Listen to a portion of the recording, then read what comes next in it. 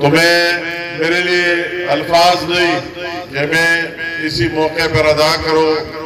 مگر ان سب کا تہ دل سے اپنی طرف سے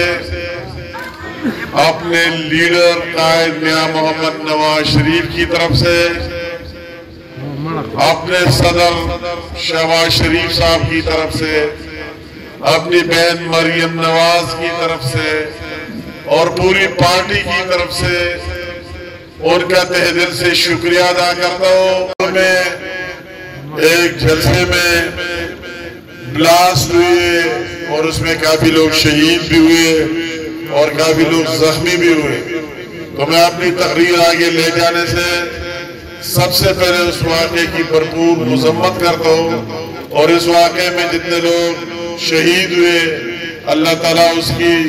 جنت فردوس نصیب کرے، جو لوگ زخمی ہیں اللہ تعالیٰ ان کو صحت دے، اور ان سب کی جو لواحقین ہیں اللہ تعالیٰ ان کو صبر جمیل عطا فرمائے۔ میں سب سے پہلے اللہ تعالیٰ کی شکریہ ادا کرنے کے بعد،